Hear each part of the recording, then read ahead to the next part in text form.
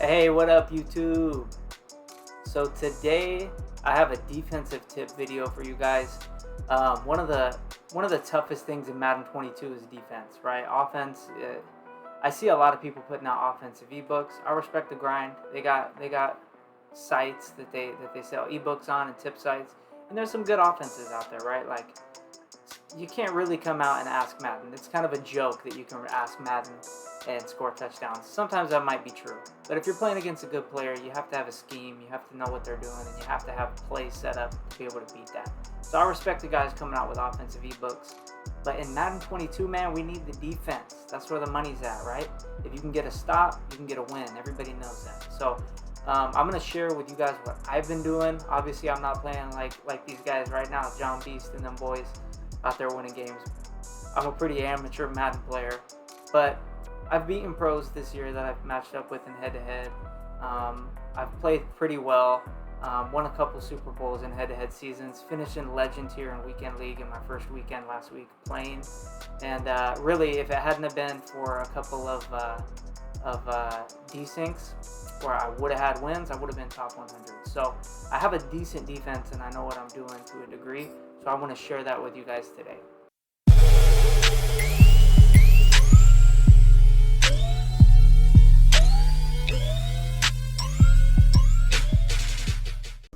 Okay, so here we are in practice mode. The defense, I'm in the Seattle Seahawks defensive playbook. This is the playbook I run in my nickel 3-3-5 Sam. This is the defense. So this is really important, so pay attention. When you're running this play, you do not want to have auto flip off. You want to have, so if you see down at the bottom, you can look at any play, but you see that your three linemen are indicated by the squares. And then on the far right hand side, you see that pass rusher is a circle. That's going to be your guy with edge threat. And you're always going to want him on your right hand side when you're facing the screen. From the defense's perspective, that would be on the left. But you're going to run really any play out of here, and you're going to have it flipped in that direction. So you always see how that circle moves to the left. You always want that circle on the right hand side. It's just something about the alignment with the D-line. This is what makes the blitzes come in. And I always run cover 4 quarters. You guys find whatever works for you, but I always run cover 4 quarters, but I don't run it with the match principles. So unfortunately in practice mode, you can't set zone drops, but typically what I'm doing is like 20-yard flats, 5-yard purple zones, and then I'm going to leave my yellows stock, and then I just let them, I adjust them as the game goes on. But typically it's 25 and default. And so I'm going to go into quarters, just like I normally do. And usually what you do is you sub out the middle linebackers for safeties. I'm not going to do that for this video. It's not going to change anything. It's just going to help those guys move faster. So I'm in Carolina offense here. That's not what I run, but that's what a lot of people run, bunch offset. I'm going to go to a common play, which is double post.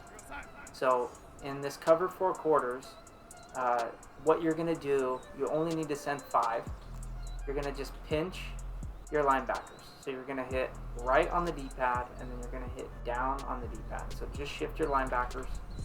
I like to user this safety here. And the reason being is I like to keep, you could user this guy here, Wagner, but because that's the side the bunch is on, I like to leave him out there with this safety and this cornerback just to get better coverage while the blitz comes in. So I'll reset the play. I'll just kind of show you guys one more time. So you're going to pinch the linebackers. You're going to bring this safety down, the weak side safety. That's who you're going to use her. You're going to blitz him, and you're going to blitz the linebacker right next to you. So you see Brooks here, he was in a yellow zone. Now he's blitzing. Okay? So that's really all you're going to do. You're going to stand here and then watch Taylor right here. Watch him come in free at the snap of the ball. So you guys see that? I didn't even make any adjustments on my coverage on the back end. But I'll show that to you guys one more time. So you're going to pinch. You're going to blitz. You don't really have to blitz your user. I usually do. I think it gets the attention of the lineman a little better, but that's just me. So that's it. You pinch the linebackers, blitz those 2 guys. You're going to step down a little bit towards the center, and that's just going to bring that guy in free. So that's the base setup if they're sending 5 out. A lot of people are sending 5 out this year because passing's so good, pass rush is so bad, and zones are so bad. So I'll show that on replay one time just so you guys can see. I mean, this pressure does come in completely untouched. So we're watching right here in front of the tight end. I mean, those two guys in the middle, you get the attention of the whole middle of the line.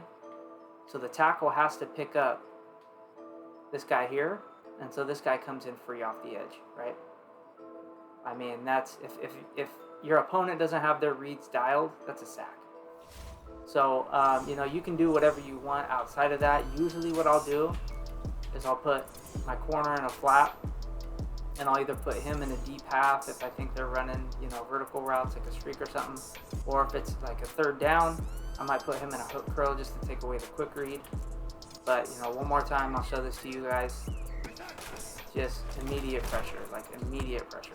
Quarterback don't know where to go with it. So that's going to be versus 5 out. Anybody who knows what they're doing at all is going to start blocking their running back. And when they block their running back, that blitz is no longer going to come in. So you're still going to do the same setup when you know they're blocking their running back, right? I pinch my linebackers. I'm blitzing these two guys here.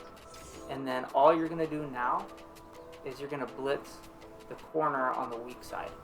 Okay, so you're going to blitz the corner on the weak side.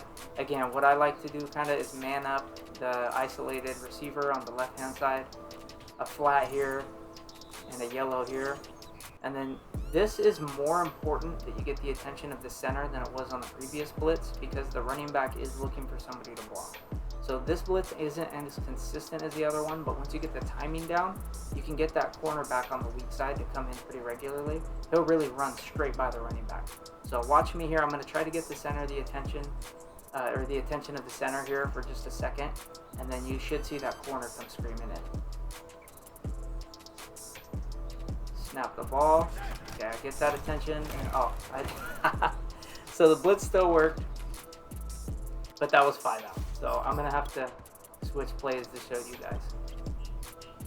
So cover 4, we're back in quarters, and then we're just going to do, you know, flood is pretty common. So we're going to do flood, and that way the running back has the option to go out on a route if you don't send pressure, but since we are sending pressure, he's going to stay home and block. So you see I got my adjustments out there. So this cloud flat's going to play at 20, 25 yards, whatever you set him to. This purple here is going to take away the 5 yards, so he'll take away the quick read, usually from the tight end, and then he's going to take away anything quick vertical. And then again, I like to just man him up. You can leave him in a quarter, you can put him in a flat, whatever you want to do. But watch me get the center, the attention of the center, and watch the cornerback on the weak side. He should fly right in. Snap the ball. Okay, I get the attention, and wow. Okay, so see McCaffrey that time, he actually didn't even notice that we were blitzing, so that was instant pressure anyways, which is kind of weird. I haven't really noticed that before. So it's good to know that that works, but let me choose another play here that is for sure gonna block the running back. So like dig return, you see the running back there is blocked. Okay, we're gonna bring him in. Blitz that LB corner back there. And now McCaffrey is blocking. You should see this play out better. So I got the center. And you saw at the last second the running back picked him up. So we're gonna run this again. And that's what I mean by it's not totally consistent if you don't get the timing down on getting that center's attention. But there's my adjustments on the backside. I'll just man him up just because, and we're going to try to send this in again. So center's watching me. Okay, that's it. So once you get the timing down, and you're still lurking the middle of the field with that. So that's with blocking 6. Let's watch that. Okay. So see how 61 is watching me? When you get 61's attention for that half second, it lets that other middle linebacker come in. And the running back, even though the center switches his attention over to that middle linebacker, the running back is already watching him because the running back thought that the center was watching me. So when it's too late, he realizes that cornerback's coming in, but he can't get there in time. So it's just that half second of disruption there where 61 is watching me. It confuses McCaffrey, and it's going to get that pressure for you. So that's with blocking 6. And really, you're only sending 6, okay? So you're sending 6 against a block 6, and you're getting the guy free. So come into practice mode, test that out, and you're going to get pressure against somebody with a block running back. Once you get that going, I mean, you pretty much, you got them in the bag. If you get somebody who has to block 7 to try to stop your blitzes, then you can switch to coverage. And I'll kind of show you guys, just a regular coverage I might do once they start keying in on the blitz. And then maybe I know they're only sending out 3. Then I'm going to put everybody back in coverage, and they're only going to have 3 receivers out on the ground. So I'm going to set up everything exactly the same. I'm going to put him in a deep half, though. I only put him in a yellow zone here if I'm blitzing to take away quick reads. I put him in a deep half when I know I'm only sending 4 because I know that the quarterback's going to have more time to throw and I don't want to get beat deep. So you could either leave him in a 3 rec. I would probably recommend putting him in a deep middle and then do whatever you want on the backside. But you're only going to have 3 routes out. In this example, they're going to send out all 5. Because I didn't choose a play where they're only sending 3, because I don't think they have one in bunch unless they manually decide to block them. But this is an example of a coverage I might do. They think it's a blitz and then it's not, right? And then you still get guys coming in. Like this defense will still get good sheds, and that's why you want to have this guy right here with edge threat, because on those plays that you're not blitzing, you still want somebody who's dominating on the edge getting home. So those are the blitzes that I use, and those are the coverages I use, the defensive settings I use. And really, I'm getting a lot of sacks every game. I'm getting multiple picks every game, and I'm playing pretty well because people don't know how to block this. You're getting regular pressure, and then you have good coverage when they are only sending 3 routes out, even 4 routes out. So I just want to show you guys one more thing, just to kind of mix it up a little bit more. So one other blitz I like to use just to mix in some man coverage and make them uncomfortable is under smoke. So if you can do the overload blitz as well. They both work, but I'll usually do under smoke just because it blitzes the guys that I want to blitz. And then let's say it's like a 3rd and long, you want to get aggressive. They're probably going to block the running back. So we come out and flood or something. You're going to do the same setup. So you're going to pinch the linebackers. You can kind of move Amadi down here closer to the line. Not necessary, but it does help. And then, press if you feel comfortable with it. A lot of times you can get burnt over the top, so I won't always do it. But you'll see here, I should get heat off either of the edges. And yeah, I mean, obviously I'm not trying to play the tight end there, but I can simulate it for you guys one more time. But I'll show the replay. You guys will see we will get double edge heat here.